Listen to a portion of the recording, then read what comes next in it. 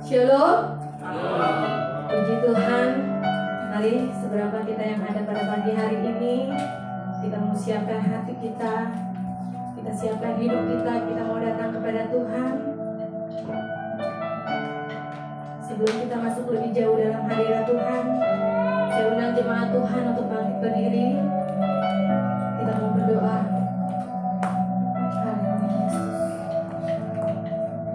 Bapa kami dalam kerajaan surga, terima kasih Tuhan untuk kesempatan pagi hari ini.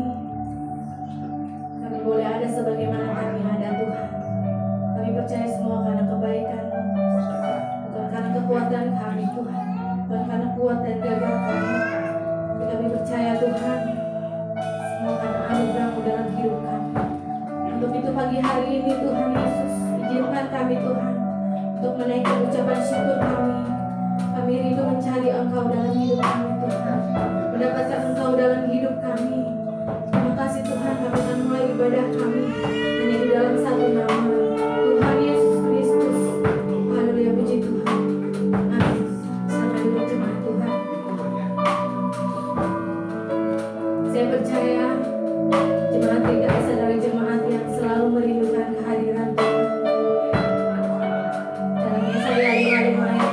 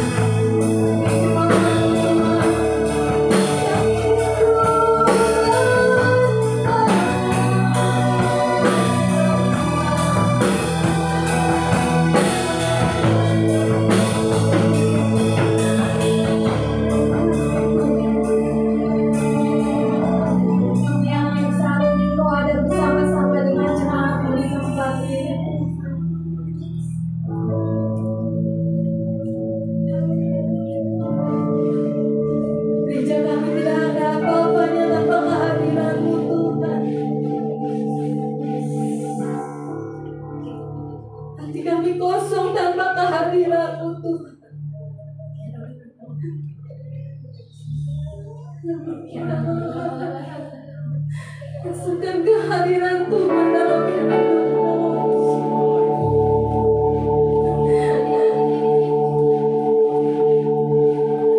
Persembahanmu kosong tanpa kehadiran Tuhan. Layananmu kosong tanpa kehadiran Tuhan. Kami rindu Engkau hadir di gereja kami, Tuhan. Kami rindu Engkau merawat kami, Tuhan.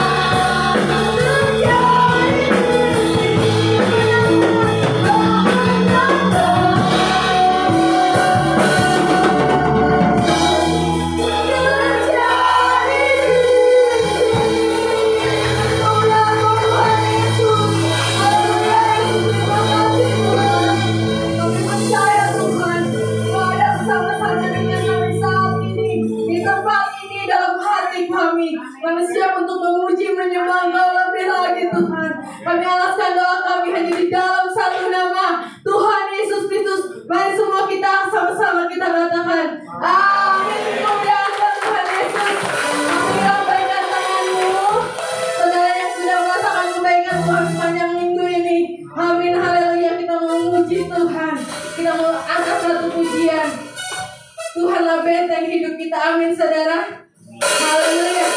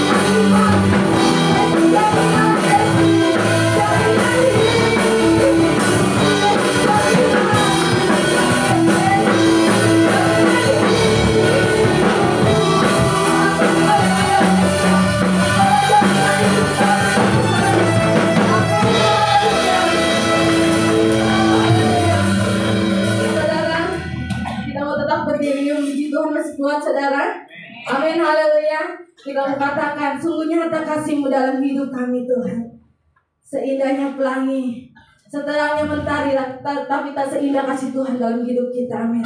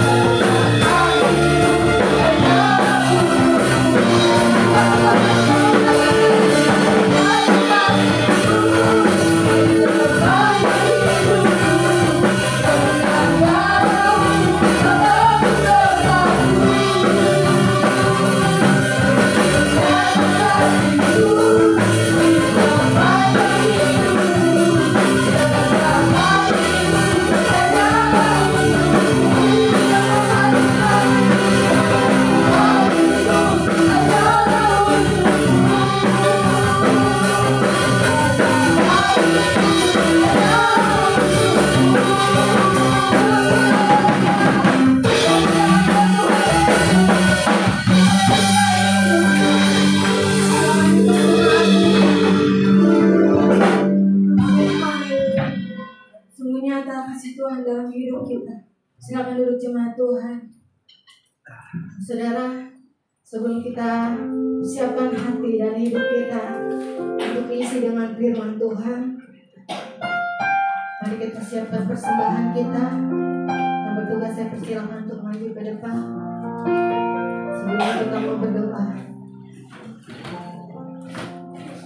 Bapa kami dalam kerajaan surga, di pertengahan ibadah kami Tuhan, kami akan memberi yang terbaik dalam hidup kami untuk pekerjaan hidup kami ini. Kiranya Kau berkati kami semua Tuhan.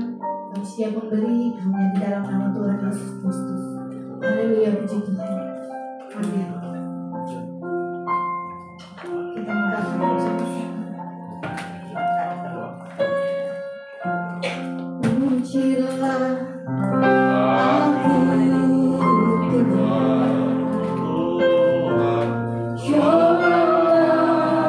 aku Tuhan.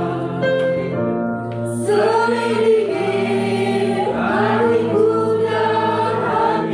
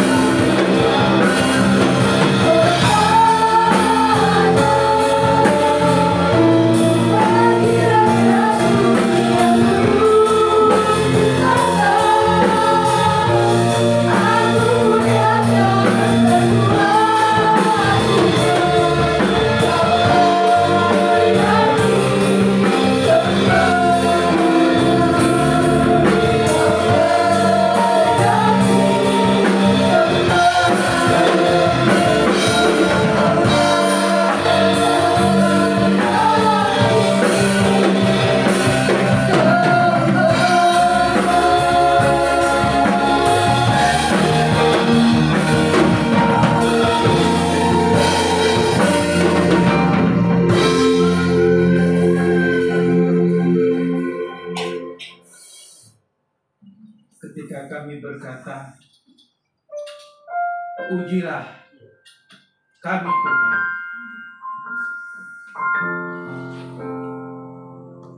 Berarti kami harus siap untuk menunjukkan bahwa hati kami ini memiliki iman.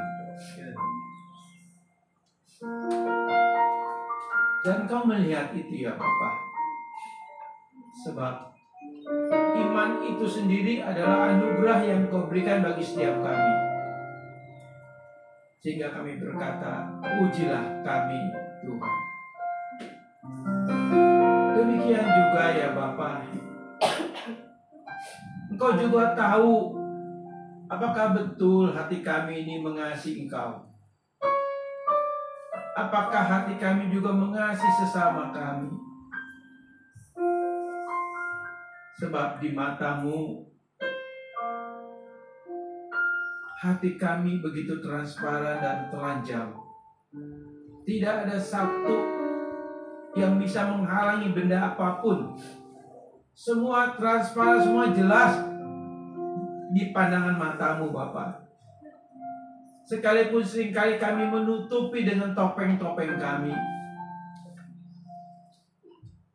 tapi Engkau tahu apa yang ada di dalam hati kami.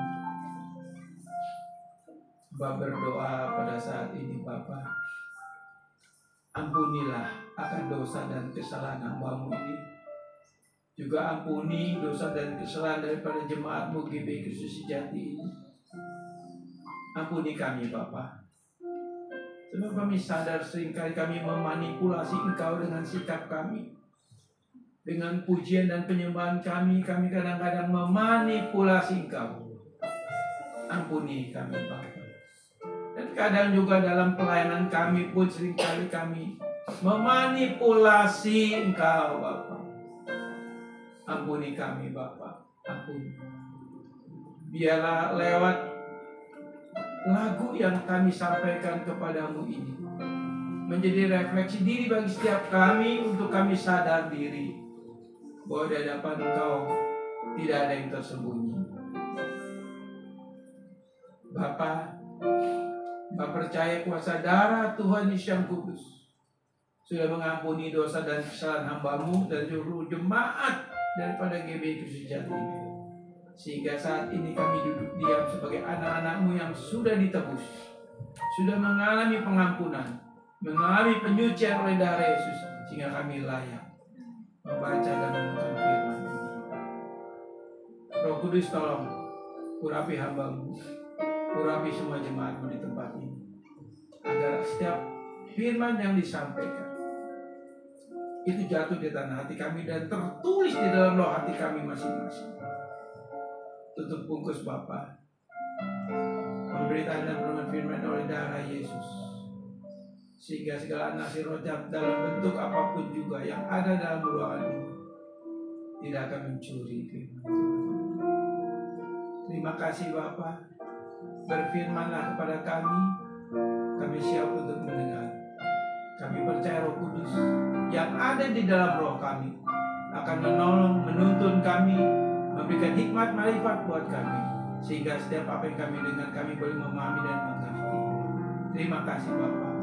Dalam nama Yesus kami berdoa. Amin. Shalom. Silakan duduk saudara.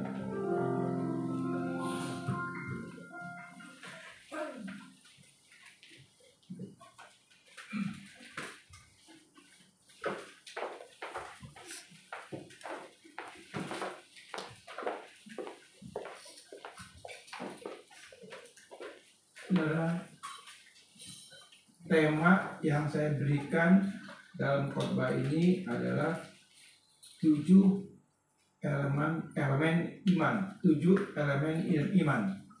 Apa itu 7 elemen iman ini, saudara?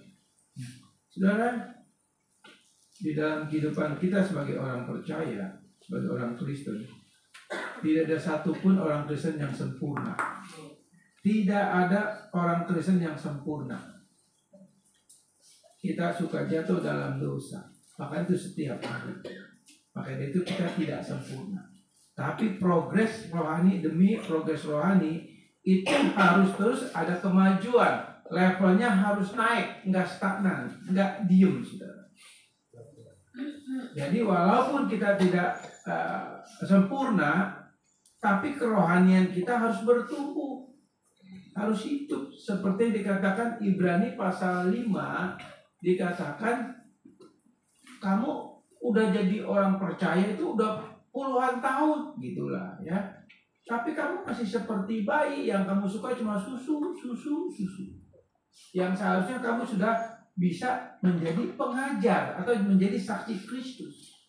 Ibrani katakan begitu, sudah. Artinya apa? Artinya kita diingatkan bahwa walaupun kita tidak sempurna, ya, sekali lagi saya katakan tidak ada seorang orang Kristen dimanapun yang sempurna, tidak ada ya. Semua kita progres. Nah, progres ini masing-masing tentu antara saudara dan saya berbeda-beda pertumbuhan rohani kita. Walaupun saya sebagai hamba Tuhan, tidak jaminan rohani saya bisa lebih dewasa dari saudara. Tidak jaminan, saudara. Ya, tidak jaminan. Karena masalah kerohanian kita yang bertumbuh, itu antara relasi kita dengan Tuhan semakin intim atau tidak. Semakin akrab nggak dengan Tuhan. Gitu. Tuhan memberikan kepada kita pertama menganugerahkan itu kelahiran baru. Kenapa kita dilahirbarukan? Karena ketika kita dilahirkan dari kandungan ibu kita, natur rohani kita ini atau rohani kita ini mati karena dosa. Maka dari itu, ya, Allah harus melahirkan baru kita dulu, artinya menghidupkan kembali rohani kita yang mati. Yaitu dengan cara apa? Roh Kudus, pribadi yang ketiga, masuk ke dalam roh kita, gabung lagi dengan roh kita, akhirnya roh kita ini hidup kembali, lahir kembali, disebutnya kelahiran baru. Jadi kita dilahirbarukan karena anugerah. Jadi dia melahirbarukan kita anugerah. Selain anugerah kelahiran baru, juga Allah menganugerahkan kepada kita iman. Sehingga dengan iman itu kita bisa percaya bahwa Yesus adalah Tuhan dan Juru Selamat. Itu anugerah. Jadi saudara saya bisa percaya Tuhan Yesus itu anugerah. Bukan karena orang tua kita Kristen, tidak. Ya, itu ada perjalanan iman nantinya di dalam kehidupan kita semua. Walaupun mungkin kita keluarga Kristen, orang tua kita Kristen, kakek kita Kristen, itu nggak jaminan. Statusnya aja kita Kristen, tapi secara pribadi kita percaya Yesus agamanya, itu nanti ada waktu Tuhan yang melahirbarukan kita. Nah, tadi saya katakan, ketika kita dilahirbarukan, roh kita dihidupkan kembali, Roh Kudus gabung, nyatu, manunggal dengan roh kita, dan saat ini kita percaya bahwa Roh Kudus sudah ada di dalam roh kita.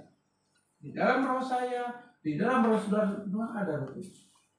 Roh Kudus itu nggak ada di gereja, saudara ya, ada di dalam roh kita. Dimanapun kita berada, dia selalu ada bersama kita. Dia nggak pernah tinggalin kita. Yang pernah saya katakan di dalam 1 Yohanes 3:9 bahwa benih Allah itu atau Roh Kudus itu sudah ada di dalam roh kita. Sehingga kalau Roh Kudus sudah ada di dalam roh kita, otomatis rohani kita suci dan kudus. Rohani kita ini suci. Dan roh kita nggak bisa berbuat dosa lagi. Tapi kita jatuh dalam dosa karena dari natur daging ini yang membuat kita jatuh dalam dosa. Ya. Tapi orang yang belum dilahirbarukan atau Kristen palsu lah, atau orang di luar yang tidak percaya Yesus, itu dia berdosa karena rohnya. Naturnya udah jelas berdosa, tapi dari rohnya juga dia berdosa. Nah, kalau sudah dan saya enggak. Maka itu ketika kita jatuh dalam dosa, bukan hidup dalam dosa, kita jatuh dalam dosa, ya. Itu enggak mungkin dosa itu membawa maut kepada kita.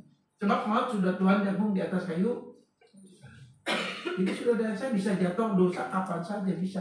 Tapi yang saya pernah katakan bahwa seorang Kristen sejati ketika jatuh dalam dosa, dia ada kegelisahan rohani, ada kesadaran rohani, ada kedisiplinan rohani untuk bertobat. Nggak mungkin enggak. Dia sadar Tuhan ampuni saya. Itu pasti.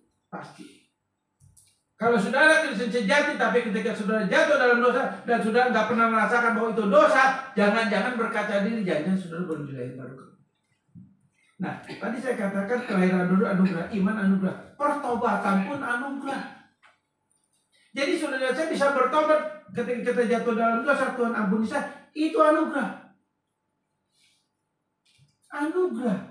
Jadi ketika kita bertobat, Tuhan pasti ampuni dosa kita karena itu anugerah. Jadi betapa luar biasanya saudara dan saya. Dan selain anugerah kelahiran baru, iman dan pertobatan, kita pun menerima anugerah kekudusan. Pembenaran itu semua anugerah. Tapi orang yang udah terima anugerah ini nggak diem. Dia punya spirit, dia punya roh yang berapi-api untuk terus bagaimana saya hidup ini menyenangkan Tuhan. Itu pasti. Dan firman Tuhan katakan di dalam Roma 14, dikatakan segala sesuatu tanpa iman itu berdosa. Coba sudah bayangin deh. Segala sesuatu apapun yang kita lakukan, apa yang kita kerjakan, tanpa iman kita berdosa. Itu ada di dalam Roma 14 ayat 23. Nah, lalu juga ketika sudah dasar melakukan kebaikan sebaik-baiknya dan melakukan hal yang benar dan mendapat pujian, mungkin orang bisa melihat kita ini orang yang sangat baik, tapi tanpa kasih Allah, kasih Kristus, itu juga nggak ada nilai kekal. Jadi saudara dan saya, kita ini melakukan segala sesuatu karena iman. Paulus katakan di dalam surat Korintus apa? Saya hidup karena iman. Saya hidup bukan karena melihat, tapi karena iman. Jadi saudara dan saya, kita hidup karena iman. Karena firman Tuhan katakan demikian. Jadi apa yang kita lakukan semua karena iman. Nah saudara, saya mau ajak saudara ya, untuk kita memahami tentang 7 elemen iman ya. Ini 7 elemen iman ini ada di dalam 2 Petrus pasal 1 ya. Jadi gini saudara, elemen iman bahasa Latinnya itu elementum ya. Artinya apa elementum? Artinya dasar dan satu kesatuan yang tidak terpisahkan. Artinya apa? Jadi elementum itu artinya satu kesatuan ya, sifat karakter itu yang tidak bisa terpisahkan, jadi menjadi satu kesatuan yang tetap bersatu. Contoh begini saudara, contoh begini. Ini ilustrasi supaya sudah ngerti ya. Kalau ibu-ibu pasti ngerti lah. Kenapa? Yang suka bikin kue ya, itu kan kalau bikin kue misalnya apa ya, kue bolu dah gitu ya, itu kan nggak mungkin terigu aja, betul nggak? Betul benar? Betul dong. Ada gula, ada margarin, saya ngerti. Pokoknya banyak campurannya, betul. Di sini banyak yang pintar bikin bolu juga. Ya. Nah, ada campurannya, betul nggak? Udah dicampur semua campuran, dibuat bolu. Jadi bolu nggak jadi kan? Tapi kita tahunya kan cuma bolu doang. Makan enak. Tapi kita yang menikmati, tahu nggak itu bahannya dari apa aja? Kalau yang bukan bikin nih, nggak tahu kan? Pokoknya enak aja. Padahal itu dari bahan-bahan yang beberapa puluh bahan digabung jadi roti, jadi bolu yang enak. Nah, demikian juga elementum ini artinya apa yang kita miliki, sifat karakter kita, perbuatan-perbuatan kita, ini menjadi satu kesatuan yang nggak bisa dipisahkan. Nggak bisa dipisahkan. Satu-satu kesatuan. Jadi nggak berdiri sendiri-sendiri, enggak. Menjadi apa? Kita sehingga dalam satu kesatuan ini, hidup kita menjadi hidup yang memuliakan Tuhan dengan satu kesatuan itu. Ya contoh seperti roti tadi lah. Tentu ada banyak macam ya bahan jadi roti. Ya. Nah itu elementum artinya ya, menjadi satu kesatuan tidak terpisahkan. Ya. Nah kalau udah kita bikin bolu, lalu mau diuraikan lagi menjadi bahan-bahan yang dasar, yang menjadi bahan dasar sebelum kita bikin roti bolu, lalu udah jadi bolu, kita mau urai lagi bisa nggak? Halo, bisa nggak? Nggak bisa. Paling masuk mulut, di perut terurai dah tuh, betul nggak? Jadi makanan, jadi apa? Jadi tenaga kan begitu. Nah ini juga sama, satu kesatuan yang udah yang menjadi satu, dan ini nggak bisa teruraikan lagi. Nah itu bisa terjadi seperti itu karena iman. Iman yang membuat itu jadi gitu. Apa saja bahan-bahannya, apa saja bahan-bahannya yang dikatakan elementum ini. Seperti itu saudara ya. Nah saudara, nanti saya jelasin saudara. Petrus menulis surat ini ditujukan kepada jemaat di Asia Kecil tahun 100 Masehi. Nah, ini Asia kecil ini bukan di Yerusalem, bukan ya. Nah, Asia kecil ini satu komunitas ya. Di situ ada orang Yahudi, di situ juga lebih banyak lagi orang-orang yang non Yahudi, begitu. Dan orang-orang yang di Asia kecil ini mengalami aniaya, ancaman pembunuhan karena imannya kepada Yesus. Jadi mereka ini mengalami aniaya yang amat sangat. Karena iman kepada Yesus, mereka dibunuh, mereka ditangkap, mereka dipenjara. Karena iman kepada Kristus. Itu yang dialami jemaat di Asia kecil. Dan Petrus menulis surat kepada jemaat di Asia kecil ini. Begitu saudara ya. Nah, jemaat ini mengalami dan penolakan karena imannya kepada Kristus. Petrus membagikan juga pengalaman bersama Kristus. Terlebih lagi dengan pengalamannya pernah menyangkal 3 kali karena ketekanan dan rasa takut saat itu. Nah, saudara, jadi Petrus ini memberikan dalam surat yang kedua ini, Petrus membagikan pengalamannya, ya, membagikan pengalamannya kepada jemaat di Asia kecil yang mengalami aniaya karena imannya kepada Yesus. Jadi dia bagi, dia sharing, dia sharing dengan jemaat itu. Nah, apa saja yang dia katakan ini, saudara? Apa saja yang dikatakan Petrus, sharing Petrus ini tentang ketika dia bisa jatuh dalam dosa karena menyangkal Tuhan 3 kali. Kita tahu Petrus itu menyangkal Tuhan 3 kali, saudara. Bahkan yang ketiga kalinya Petrus itu bukan hanya menyangkal tapi menghujat Yesus. Bukan hanya menyangkal tapi menghujat Yesus. Saya yakin saudara di sini nggak ada yang menghujat Yesus, nggak berani kita, betul? Tapi Petrus pernah menghujat Yesus. Karena rasa takut dan tekanan yang amat sangat menguasai Petrus. Nah, saat Petrus jatuh dalam dosa, menyangkal dan menghujat sampai yang ketiga kalinya. Lalu apakah saat itu Petrus imannya hilang? Enggak. Imannya enggak hilang, imannya enggak gugur. Tuhan kan bilang kepada Petrus, Petrus hati-hati ya. Iblis izin sama saya, kata Tuhan, akan mencobai engkau. Lalu Tuhan bilang apa? Aku izinkan engkau dicobai. Tapi aku ingatkan, ketika engkau pulih, buatkan rasul-rasul yang lain. Nah, jadi ketika Petrus jatuh dalam dosa menyangkal 3 kali, itu atas sepengetahuan Tuhan, atas seizin Tuhan.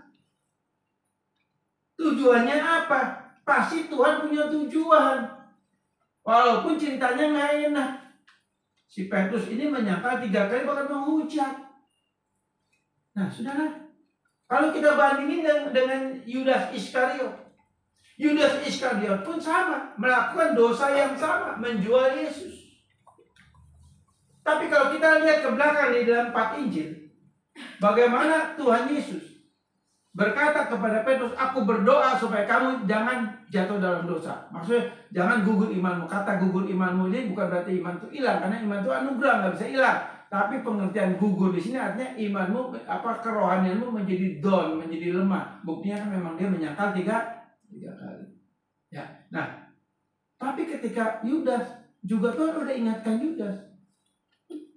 Tuhan gak berdoa buat Yudas, tapi buat Petrus dia berdoa. Kenapa? Karena Petrus sudah menerima anugerah iman. Yudas enggak terima anugerah iman walaupun dia rasul. Nah, ini memang kalau saya bicara Yudas Iskariot panjang, saudara ya.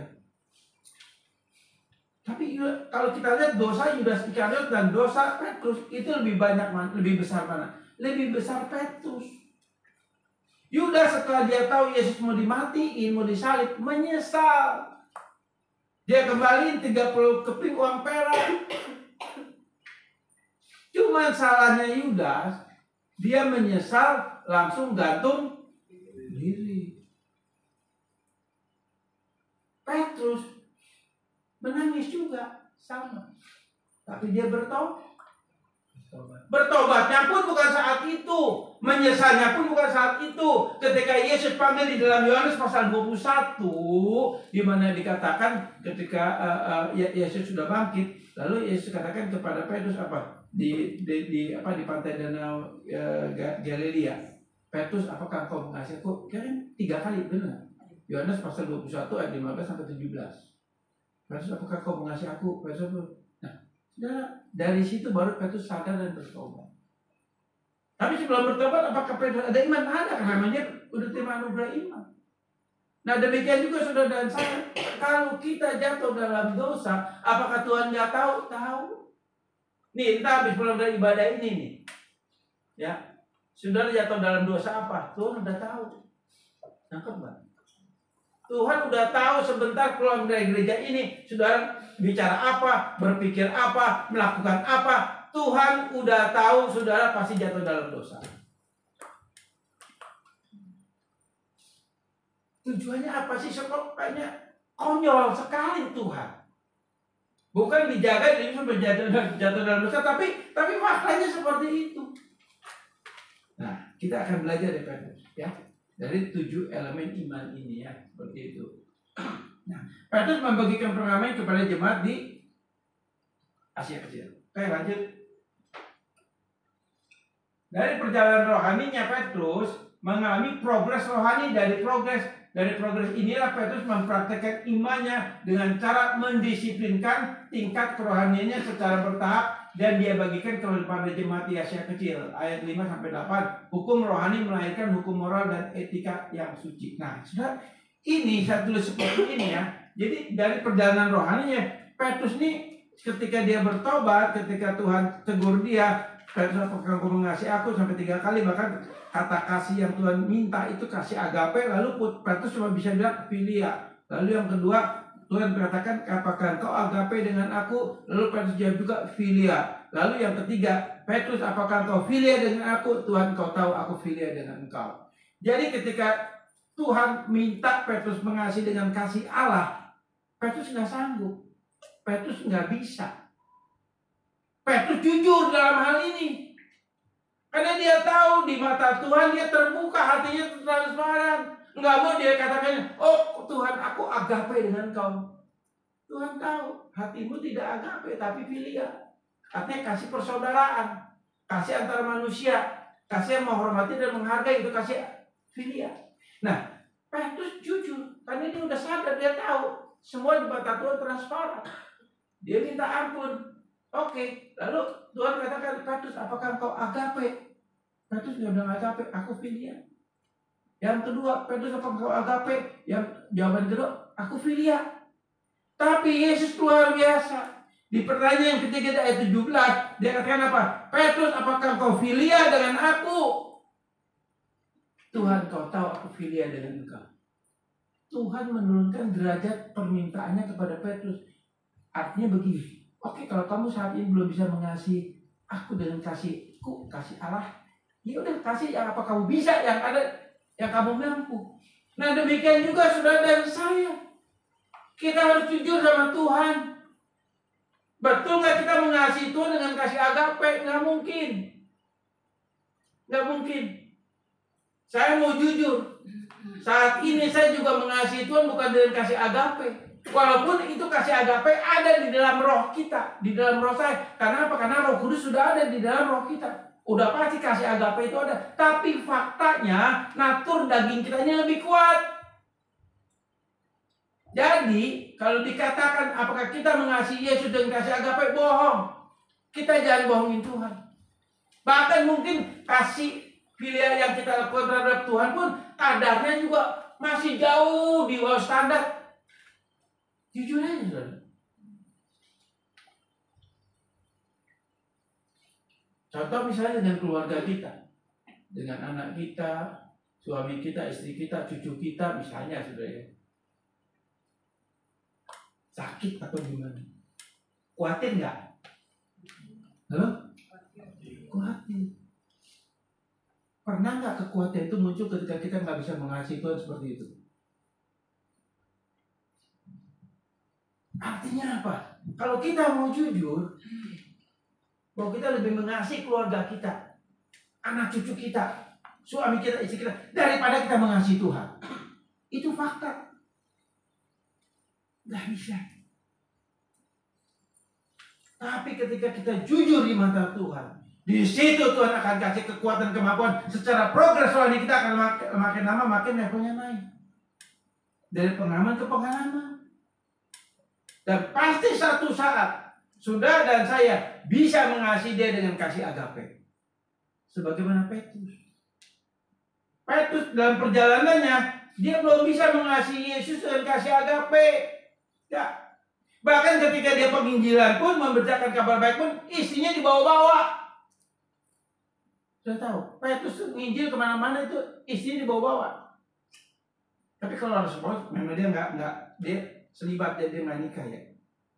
Tapi yang lain langsung nggak bawa, cuma Petrus yang bawa istrinya penginjilan mana-mana.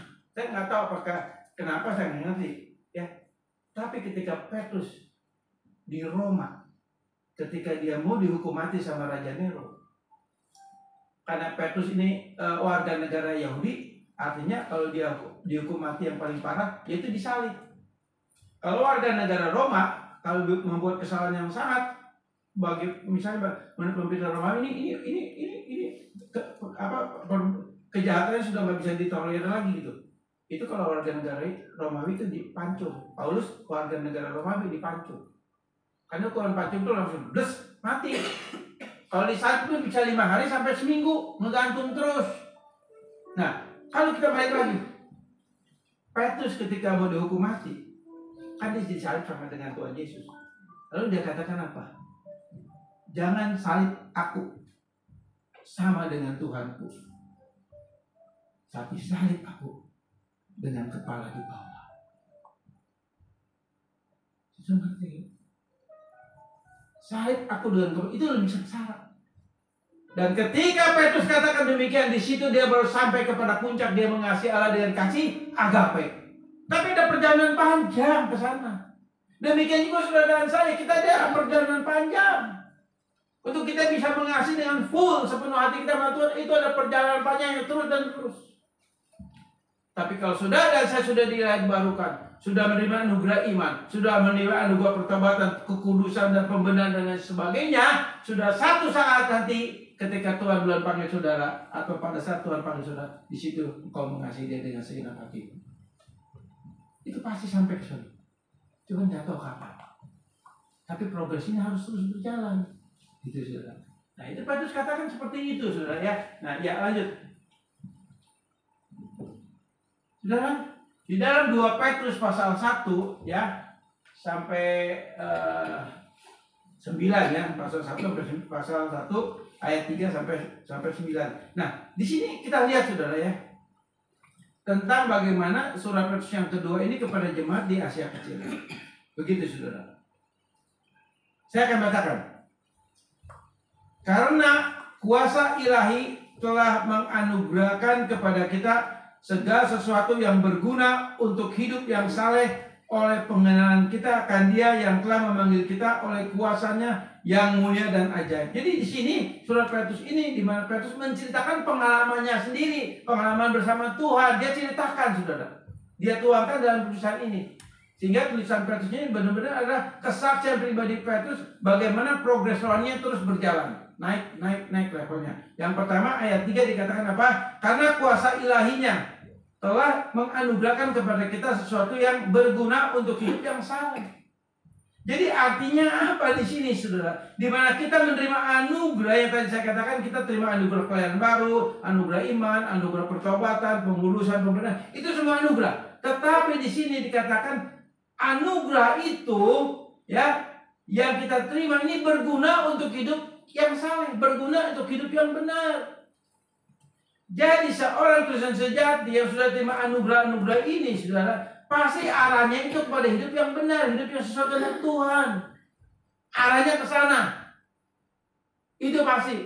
Artinya apa? Simpelnya, artinya hidup saudara dan saya akan terus progres, akan menyenangkan Tuhan. Selalu menyenangkan Tuhan, selalu menyenangkan. Itu menjadi fokus buat kita. Jadi kalau kita betul-betul sejati, nggak mungkin enggak. Arahnya kita udah ke sana. Itu arah sudah tetapkan. Jadi hidup saudara mau belok kiri, belok kanan bagaimana, mau naik turun gimana, tapi arahnya itu udah jelas. Dia udah dikasih benang merahnya menuju kepada satu titik. Di situ kita akan memuliakan Tuhan. Dan dia nggak pernah bisa lepas dari itu. Sudah ada saya nggak bisa lepas. Sekalipun sudah ada saya jatuh dalam dosa, tapi kita tetap hidup ada berjalan dalam garisnya Tuhan. Dalam garisnya Tuhan. dalam rencana Tuhan. Kita nggak bisa keluar dari situ. Walaupun kadang-kadang kita keluar dikit, keluar kiri karena itu, tapi tetap nanti garis rencana Tuhan tetap itu akan menarik kita kembali ke rencana Tuhan. Itu cara Tuhan. Jadi kalau sudah dan saya Kristus sejati, percayalah. Apapun yang terjadi, kita sebenarnya berjalan dalam garisnya Tuhan. Berjalan dalam rencananya Tuhan. Kalau kita berjalan dalam rencananya Tuhan, apapun yang terjadi, Tuhan tetap pelihara kita. Tuhan tetap jaga kita. Tuhan nggak tinggalin kita. Semua dalam kontrolnya Tuhan.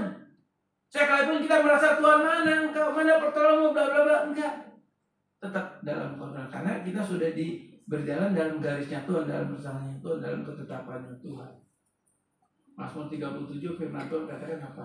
Dia menetapkan langkah orang yang percaya. Begitu saudara ya.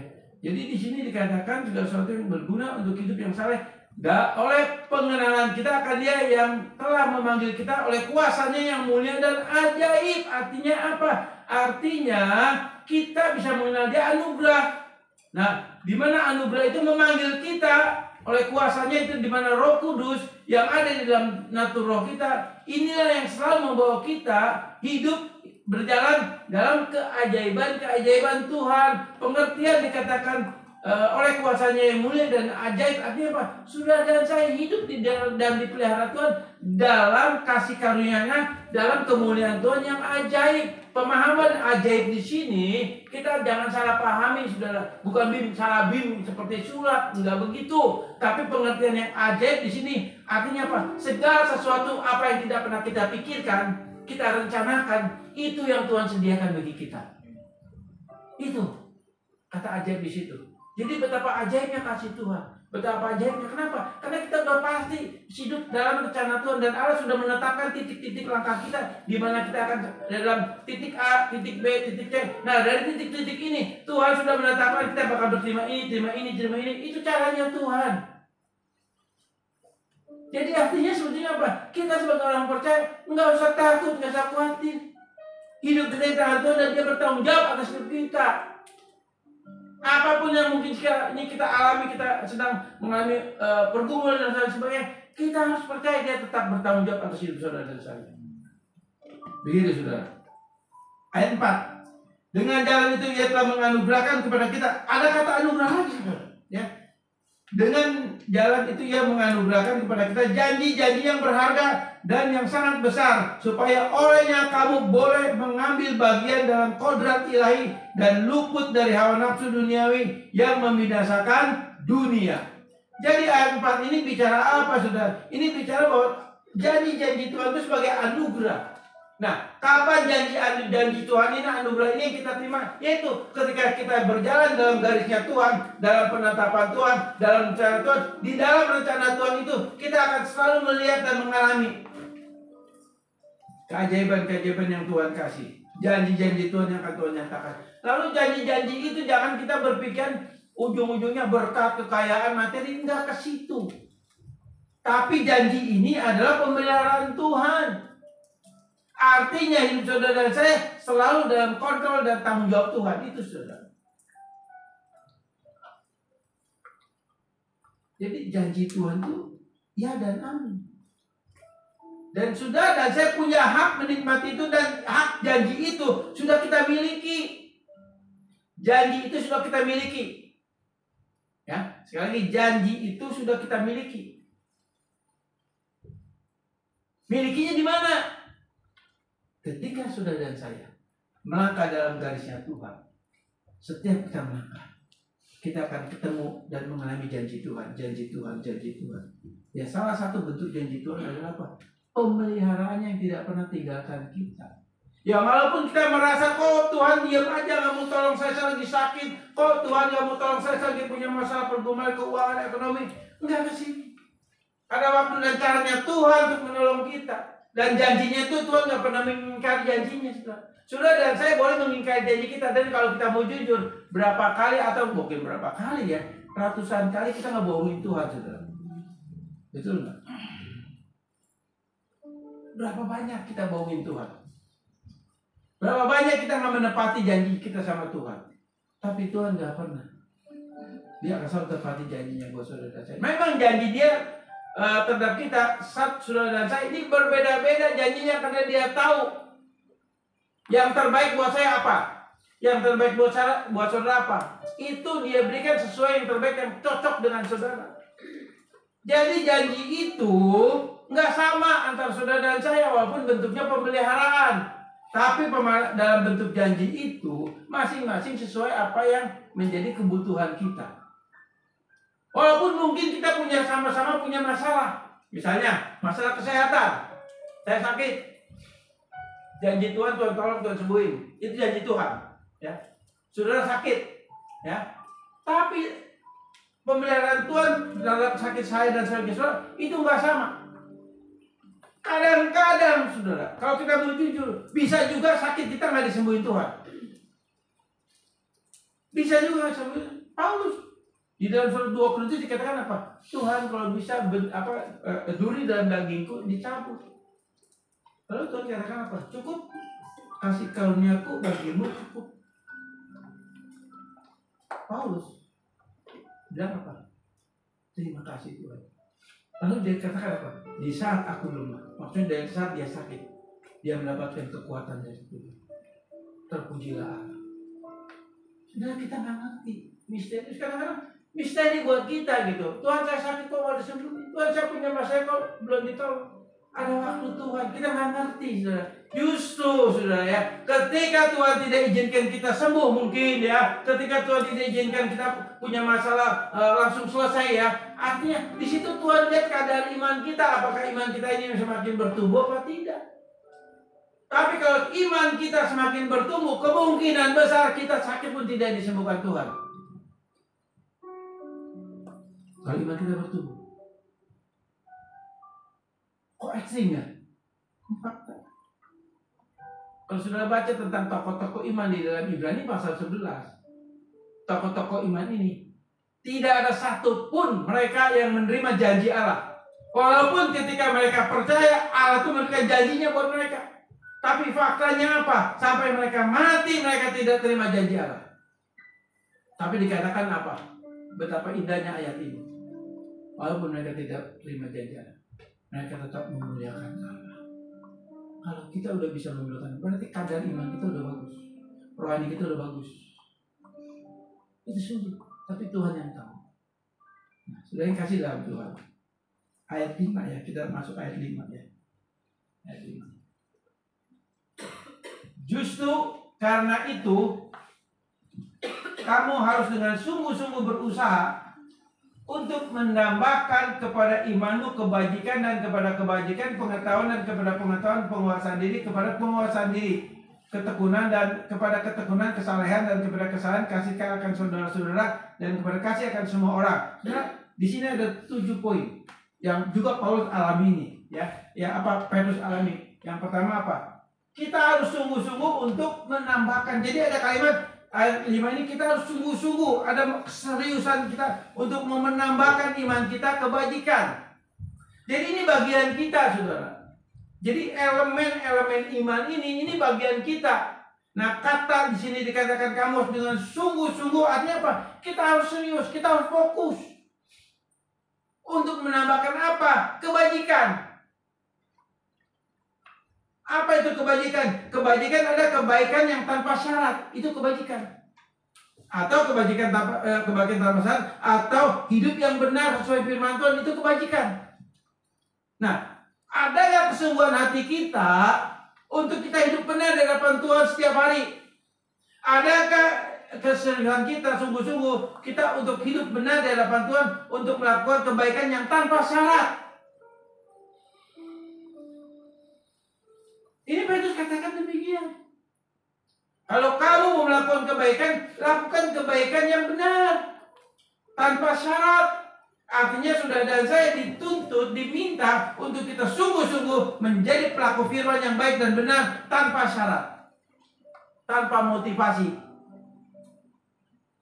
Nah, saudara, jadi di sini karena berusaha, ada sungguh-sungguh berusaha, jadi usaha itu bagian kita untuk melakukan dan menambahkan kepada imanmu, ya. Kebajikan yaitu perbuatan baik tanpa syarat, seperti itu ya. Dan kepada kebajikan pengetahuan, artinya apa Saudara? Kata kebajikan dan kepada kebajikan pengetahuan artinya perbuatan baik kita, perbuatan benar kita. Kalau tanpa pemahaman pengertian firman Tuhan itu nol besar. Tadi dikatakan Roma 14 ayat 23 dikatakan apa? Segala sesuatu kalau kita lakukan tanpa iman kita berdosa. 1 Korintus pasal 13 ayat 1 sampai 3 firman Tuhan katakan apa? Sekalipun kita melakukan kebaikan bla bla bla bla yang benar-benar bla bla yang pokoknya hebat, yang luar biasa, kebaikan, volunteer dan sebagainya, tanpa kasih Allah itu nol juga. Artinya apa di sini? Artinya ketika kita melakukan kebaikan yang tanpa syarat, artinya apa? Harus disertai dengan pengetahuan, pemahaman, pengenalan akan firman Tuhan yang benar. Jadi nggak cukup dengan sampai kebajikan aja, tapi ada dasarnya itu memiliki pengetahuan. Dari pengetahuan itulah saudara dan saya tahu fokus kita untuk melakukan kebenaran firman Tuhan karena berdasarkan pengetahuan itu. Jadi kebaikannya nggak cukup, harus disertai dengan pengetahuan. Ya. Lalu setelah pengetahuan apa? Dan kepada pengetahuan penguasaan diri. Jadi saudara dan saya selain melakukan kebajikan, kita harus disertai dengan pengetahuan. Lalu pengetahuan juga dengan penguasaan diri, artinya kontrol diri. Hikmat. Jadi ada kontrol diri di dalam diri kita untuk melakukan kebaikan berdasarkan pengetahuan. Dan itu tentu ada penguasaan diri. Buah roh salah satunya yang ada di dalam Galatia pasal 5 dikatakan apa? Salah satu buah roh disebut apa? Penguasaan diri. Jadi seorang yang melakukan kebaikan tanpa syarat, yang didasarkan karena pengetahuan firman, itu dia harus juga punya penguasaan diri. Artinya apa? Kita dikasih hikmah untuk melakukan kebaikan, dan kebaikan yang kita berikan atau kita lakukan itu harus jatuh pada tempat yang tepat. Jatuh pada tempat yang tepat. Tapi kalau kita mau jujur, saudara, kebaikan yang kita lakukan, ya, adalah kebaikan yang sifatnya pilih kasih. Kalau kamu baik, saya baik. Kamu jahat, saya nggak mau berbuat baik sama kamu. Itu hukum Taurat. Di dalam Matius pasal 5 dikatakan gitu. Tapi firman Tuhan Yesus katakan apa? Aku berkata kepadamu, jika ada orang yang membenci kamu, menyakiti kamu, doakan dia, berkati dia. Jadi kebaikan yang kita lakukan harus sesuai pada tempatnya. Nah, kalau sudah berbuat baik kepada orang, berbuat baik kepada saudara, itu nggak ada nilai. Tapi ketika kita berbuat baik kepada orang yang tidak berbuat baik kepada kita, itu yang mendatangkan perbuatan baik yang memuliakan Tuhan. Gampang apa susah, saudara? Susah. Tapi ya mau nggak mau, ini penguasaan diri harus begitu. Jadi harus bisa menempatkan perbuatan baik saya ini pada tempat yang tepat. Pada tempat yang tepat artinya apa? Kepada orang yang mungkin menyakiti kita, yang merugikan kita, mendiskreditkan kita, yang menggosipkan kita, yang membenci kita. Di situ kita diminta untuk kita bisa mengasihi mereka. Itu perbuatan baik yang benar dikatakan kebajikan berdasarkan apa? Pengetahuan, lalu penguasaan diri. Begitu saudara ya. Nah selanjutnya saudara. Dan kepada pengetahuan, penguasaan diri, kepada penguasaan diri, kepada ketekunan.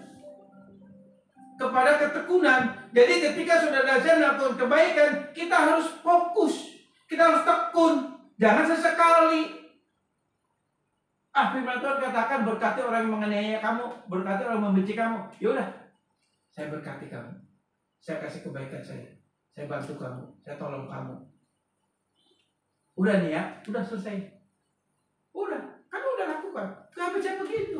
Maksud di sini dikatakan kita harus tekun, artinya fokus. Jadi berbuat baik bukan sekali aja. Lalu perbuatan baik pengertian ini bukan berarti kita bicara kalau misalnya bicara dengan uang apa enggak, saudara ya. Tapi kebaikan itu banyak luas artinya. Kita bisa bantu dalam hal tenaga dan lain sebagainya. Dan itu harus konsisten, harus fokus. Melakukan kebaikan itu harus fokus. Jangan cuman Karena firman Tuhan katakan berkati orang menyayangi kamu, udah saya berkati, saya tolong kamu, saya bantu kamu, selesai. Enggak. Tetap konsisten bantu dan tolong dan berkati orang itu. Jadi tekun. Nangkep nggak sini, Saudara? Halo? Susah nggak? Susah. Tapi firman Tuhan katakan gitu. Kita harus melakukan kebaikan, ya. Artinya kebaikan yang tanpa syarat, yaitu pada tempat yang tepat, yaitu pada orang yang menyakiti kita, mendukakan kita dan lain sebagainya, seperti itu ya. Lalu dengan penguasaan diri, pengetahuan, penguasaan diri, ketekunan, dan kepada ketekunan kesalehan. Ada kata kesalehan. Kata kesalahan di sini ini bicara mengenai dalam bahasa asing disebut Philadelphia, artinya apa? Ada kasih sayang. Jadi ketika saudara dan saya melakukan kebajikan yang terbaik dan tanpa syarat, ada kasih yang terus menyertai kita, ada kasih yang menjadi dasar kita melakukan itu. Jadi kita melakukan karena saya mengasihi kamu. Walaupun kadar kita mengasihi dia itu baru sedikit, tapi tetap minimal ada. Bukan kebencian, tapi kasih itu ada. Ya walaupun mungkin baru 10%. Tapi kan ada 10% lumayan, saudara. Betul nggak? Lakukan itu kebaikan. Ini firman Tuhan. Ini Petrus katakan demikian. Dan dia mempraktekkan itu. Dia melakukan kebaikan berdasarkan apa? Pengetahuan. Pengetahuan bersama penguasaan diri. Kemudian berdasarkan ketekunan. Lalu ketekunan berdasarkan kesalehan. Jadi lakukan segala sesuatu karena hati yang mengasihi. Begitu. Selanjutnya ayat 7. Dan kepada kesalahan kasih akan saudara-saudara. Dan kepada kasih akan saudara, kasih akan semua orang. Kasih kepada saudara-saudara. Nah, ini ada dua, kasih kepada saudara dan kasih kepada saudara. Kasih kepada saudara-saudara dan kepada kasih akan saudara-saudara, kasih akan semua orang. Jadi ada dua objek di sini. Pertama kepada saudara, kedua kepada semua orang. Pada saudara-saudara di sini merujuk apa? Saudara seiman. Saudara seiman. Nah, saudara seiman artinya apa? Kita harus saling mengasihi.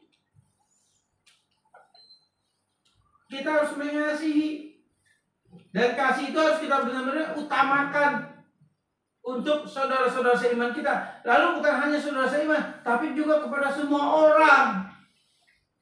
Matius 22 ayat 39, firman Tuhan katakan apa? Kasihilah sesamamu manusia seperti dirimu sendiri. Itu perintah agung. Itu perintah agung. Jadi perintah agung adalah kasihilah Tuhan Allahmu dengan seluruh hati, jiwa, akal budimu. Kasihilah sama manusia seperti dirimu sendiri. Jadi ini juga perintah di mana saudara dan saya melakukan itu bukan pilih kasih, tidak pilih kasih. Kamu baik, saya berbuat baik, mengasihi kamu. Enggak. Ada yang perlu kita bantu. Sekali lagi bantu ini bukan hanya bicara materi, tenaga dan lain sebagainya, pemikiran kita dan lain sebagainya.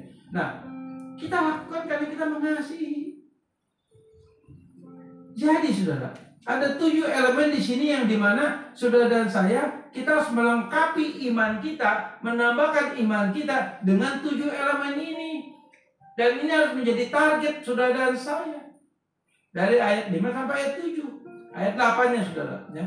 Sebab apabila semuanya itu ada padamu, dengan berlimpah-limpah kamu akan dibuatnya menjadi giat dan berhasil untuk pengenalanmu akan Yesus Kristus Tuhan kita. Jadi dengan sangat jelas sekali kalau kita melakukan 7 elemen ini, yaitu mulai dari kebajikan, ya, lalu pengetahuan, lalu penguasaan diri, lalu ketekunan, lalu kesalehan, lalu kasih akan saudara-saudara dan semua orang. Itu artinya apa? Artinya ya dikatakan itu akan membuat kita berlimpah-limpah, kita akan menerima kelimpahan kasih dan kebaikan Tuhan. Janji Tuhan, kamu akan dibuatnya menjadi giat dan berhasil dalam pengenalanmu akan Yesus Kristus Tuhan kita. Kita boleh mengatakan saya kenal Yesus. Semua juga pernah kenal Yesus, baik apa kita boleh khotbah, mulai dari Alkitab kita kenal, oh Yesus adalah Tuhan dan Juru Selamat yang betul. Betul. Tetapi faktanya orang yang mengenal Yesus secara pribadi, dia melakukan 7 elemen ini. Kebajikan, pengetahuan, penguasaan diri, ketekunan, kesalehan, dan kasih kepada saudara-saudara dan orang lain. Jadi 7 elemen ini yang membuat kita akhirnya kita bisa mengenal siapa Yesus itu. Jadi pengenalan akan Yesus yang benar karena memang hukumnya ada di dalam diri kita. Firman-Nya ada di dalam diri kita. Kalau firman dalam diri kita berarti kita aplikasikan itu, bukti bahwa kita mengenal Dia, maksudnya gitu. Di dalam 2 Korintus pasal 3 dikatakan apa?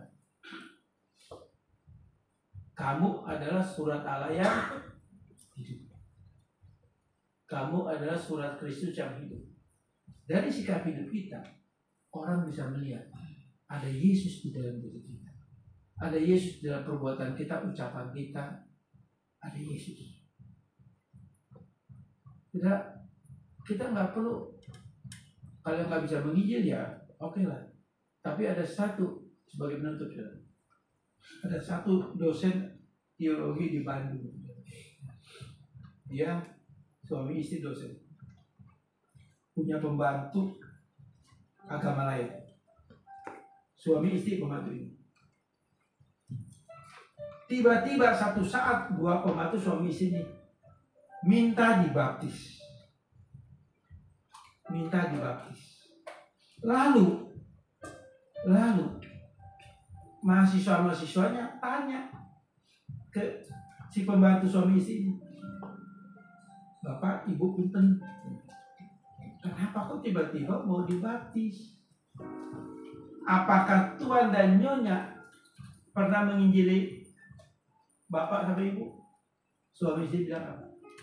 Kami tidak pernah mendengar kata-kata Yesus Juru Selamat dari Tuan dan Nyonya. Nah, lalu gimana? Bapak Ibu mau dibaptis. Siapa yang beritain itu? Mereka katakan apa? Justru kami melihat di dalam Tuhan dan Nyonya ada Yesus. Itu perbuatan. Itu yang nyata. Nah sekarang saudara dan saya mau ngomong Yesus apa-apa, tapi tetap orang akan melihat sikap kita, perbuatan kita. Benar enggak di mata Tuhan? Ada nggak kasih Kristus dalam hidup kita? Ada nggak kebajikan, pengenalan firman Tuhan yang benar? Ada nggak kesalahan di dalam hidup kita? Ada nggak kasih Kristus dalam hidup kita? Ada nggak penguasaan diri dalam hidup kita? Itu yang menjadi parameter saudara dan saya. Jadi kita nggak bisa cukup mengenal, saya kenal Yesus. Tapi kalau kita tidak lakukan kebajikan dengan pengetahuan dengan penguasaan diri, ketekunan, kesalehan, dan akan kasih saudara-saudara dan orang lain. Saudara, 7 ini menjadi parameter. Ayo kita praktekin, saudara. Kita belajar secara bertahap. Ini sulit, saudara. Tapi kalau sudah konsisten, satu-satu kita lakukan, kita pasti bisa. Memang, poin yang terakhir adalah apa? Yesus katakan apa? Kalau engkau ikut aku, engkau harus sangkal diri, pikul salib. Jadi tanpa sangkal diri dan pikul salib, saudara, saya nggak akan bisa jadi pelaku firman. Sudah nggak akan bisa mengenal Yesus yang katanya, saya kenal Yesus, saya kenal Yesus, saya kenal Yesus. Tapi sesungguhnya engkau tidak kenal Yesus. Biarlah, mulai perenungan ini, orang boleh melihat di mana kita berada. Mereka bisa melihat ada kasih Allah dalam hidup kita. Orang bisa melihat, oh kamu orang Kristen. Ini penting. Jadi identitas kekristenan tidak perlu kita tunjukkan, ini KTP saya, ini kartu pendetaan saya, ini kartu keperjalanan teologi saya, tidak perlu. Tapi dengan sikap kita dia lihat, oh ada kasih Yesus, ada Yesus. Sudah dikasih dalam tubuh. Mari.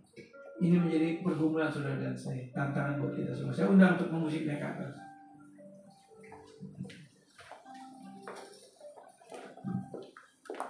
Kita akan nyanyikan satu lagu, saudara. Dan lagu ini juga saya kurang bisa, saudara. Ya, kurang bisa. Tapi kita belajar sama-sama. Ya, belajar sama-sama. Saya undang untuk Pak Saudara bangkit berdiri ya. Kita belajar bersama-sama. Ini lagu bagus, saudara. Enak.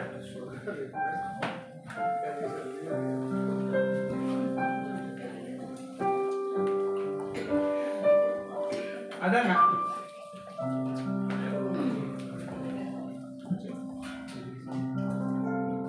Bisa nggak?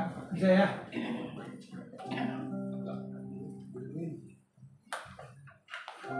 Ada kan teksnya? Ada ya? Ya, kita nyanyikan lagu ini, saudara.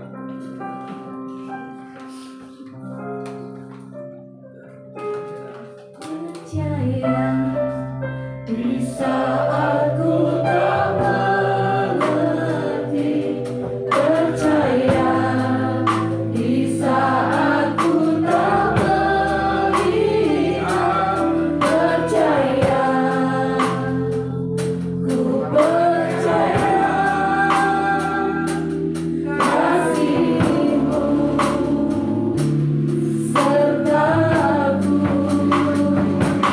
Percaya berkat-Mu ada bagiku, percaya tangan-Mu tak lepaskanku,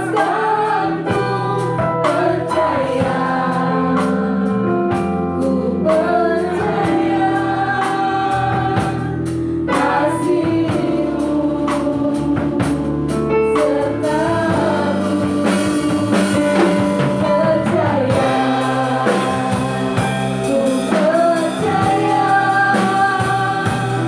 firman-Mu yang terjadi, melampaui segala pikiranku,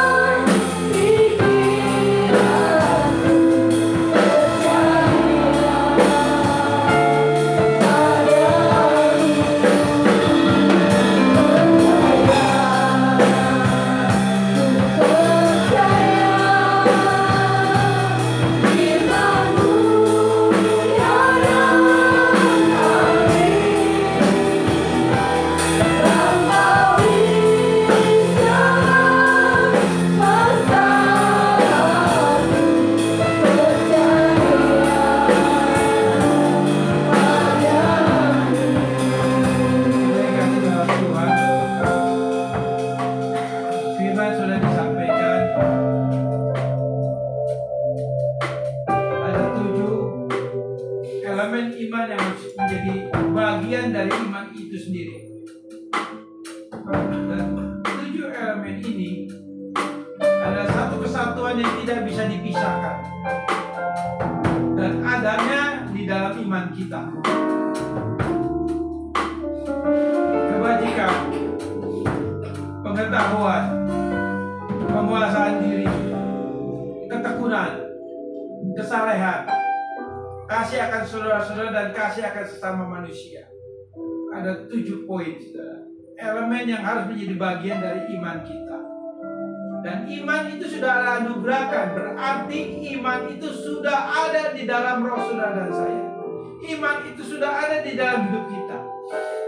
Dan 7 elemen ini, kebajikan, pengetahuan, penguasaan diri, ketekunan, kesalehan, dan kasih akan saudara-saudara dan sesama. Ini yang menjadi satu kesatuan yang tidak terpisahkan. Dan ini menjadi bagian dari iman saudara dan saya. Saudara, kita melakukan ini tidak gampang. Melakukan ini sangat sulit dan amat sulit. Tapi firman Tuhan katakan, kalau engkau ikut aku, sangkal dirimu pikul salibmu. Di dalam diri saudara dan saya sudah ada firman. Di dalam diri saudara sudah ada Roh Kudus, Roh Allah pribadi yang ketiga. Saudara, kita perlu libatkan firman itu yang ada di dalam hati kita. Kita perlu libatkan Roh Kudus yang ada di dalam roh kita. Sebab tanpa Roh Kudus kita nggak mungkin jadi pelaku firman. Tanpa Roh Kudus kita nggak bisa mempraktekkan firman. Sudah tinggal bicara di dalam diri saudara. Sudah tinggal berkata kepada Roh Kudus yang ada di dalam roh saudara. Katakan, Roh Kudus, saya mau melakukan ini. Roh Kudus mampukan saya. Roh Kudus, biarlah saya melakukan ini dengan konsisten, fokus, agar dengan ini orang di sekitar kita boleh melihat ada Yesus di dalam diri kita. Ada kasih Allah yang mengalir lewat perkataan dan perbuatan kita.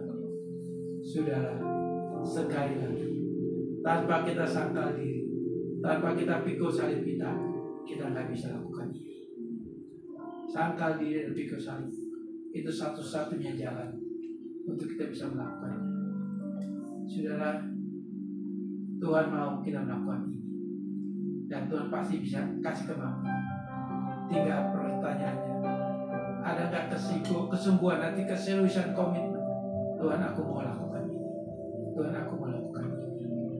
Percayalah saudara, Dia tetap menunggu kita untuk kita lakukan ini.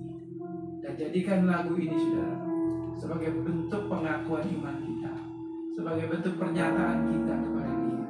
Dan mari kita nyanyikan lagu ini lagi sebagai pernyataan kita kepada Tuhan. Percaya di saat ku tak mengerti, percaya di saat ku tak melihat, percaya ku percaya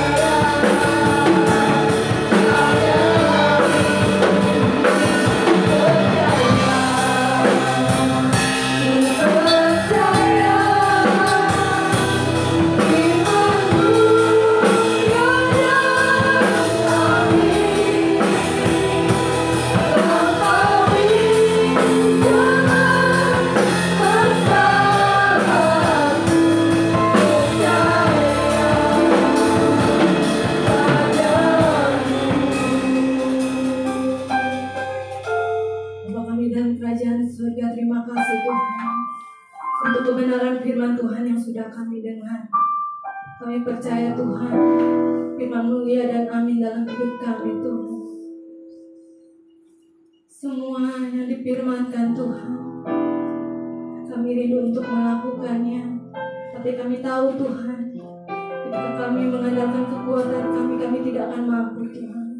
Untuk itu Roh Kudus, mari Engkau tuntun kami Tuhan, supaya apapun yang kami lakukan, apapun yang kami kerjakan, seturut saja dengan firman-Mu dalam hidup kami, dan kami melakukan kehendak-Mu dalam hidup kami. Kami pohonkan Tuhan penyertaan-Mu, firman-Mu ya dan amin dalam hidup kami. Terima kasih Tuhan, kami mengucap syukur untuk firman-Mu. Kami alaskan doa kami hanya di dalam nama Tuhan Yesus Kristus. Haleluya, puji Tuhan. Amin. Silakan duduk jemaat Tuhan. Terima kasih untuk Pak Gembala, firman Tuhan yang sudah disampaikan telah memberkati Pak Gembala dan keluarga. Saudara, sebelum kita menutup ibadah kita, sebelumnya kita akan mendengarkan pengumuman. Silakan Om Mahan.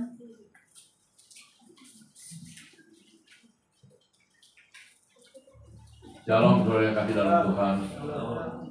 Terima kasih buat Pak Gembala yang menyampaikan firman Tuhan. Sebenarnya firman Tuhan inti ini 7 elemen ya. Kalau kita benar-benar sudah melakukan, saya jamin ini jemaat belum semua ya. Tapi kita harus semua 7 elemen. Kalau kita bisa itu lakukan, luar biasa. Terima kasih sekali lagi Pak. Ada beberapa pengumuman yang harus saya sampaikan. Minggu depan ibadah tanggal 2 ya, maaf. Ada perjamuan kudus dan perjamuan kasih ya. Ibu-ibu boleh bawa sayur. Yang kedua ini dari Bapak Gembala, misi ke Papua ya. Misi ke Papua. Kita ke Papua dulu mungkin seram ya Papua, sekarang nggak lagi Pak, jangan terlalu khawatir Pak. Jaga kesehatan yang penting. Kamu Malira boleh itu, udah perlu bawa autan Pak. Kali dia nampan mau autan itu. Ini mah saran aja dari saya. Yang penting fisik kudu kuat. Jemaat semua harus mendoakan ya. WL tiap minggu harus dihimbau jemaat doain. Multimedia kan nanti di sini ya. Soalnya saya juga bertanya-tanya dalam hati, mungkin saudara juga bertanya dalam hati, kenapa jauh-jauh misi ke Papua gitu? Kan beliau lagi sakit ginjal ya. Kalau di sana sendiri, siapa yang menolongi kalau ada apa-apa gitu? Saya cukup kaget juga. Ya nanti penjelasannya Bapak Gembala. Misinya dari mana? Apa dari sekolah beliau dulu harus ke sana? Apa misi undangan dari Freeport? Soalnya kondisi sekarang ya ya Bapak sendiri yang ngomong ada ginjal apa, jadi ya jemaat khawatir juga ya, kita doain terus dah ya supaya pergi dengan tubuh yang sehat, kembali dengan tubuh yang berapa lama Pak? Belum tahu apa bisa sebulan lagi. Belum tahu ya 10 hari lah paling dikit Pak ya. Nah kita terus berdoa ya, kita tunjang dalam doa supaya Tuhan memberi kekuatan, kuasa kegelapan Pak, dan takut Pak. Dengan iman yang kuat kita nggak bakal mempan kita. Nyamuk juga dan takut Pak, karena kita banyak obat nyamuk orang. Jangan obatnya cuma autan aja dah, bawa itu. Itu aja, jaga kesehatan. Nanti Bapak jelaskan dari mana misi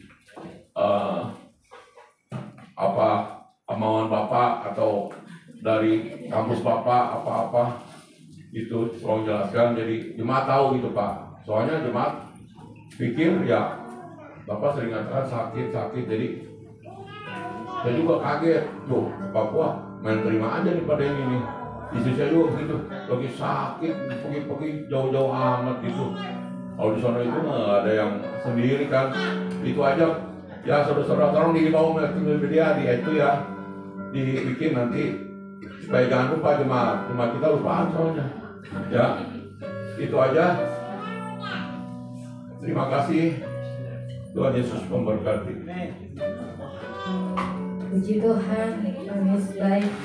Mari jemaat Tuhan, kita mau sama-sama dukung Bapak Gembala kita supaya penginjilannya disertai Tuhan, pergi dengan iman, pulang dengan iman, menjadi berkat dimanapun beliau berada. Amin saudara. Saudara, kita akan menutup ibadah kita. Saudara jemaat Tuhan, bangkit berdiri.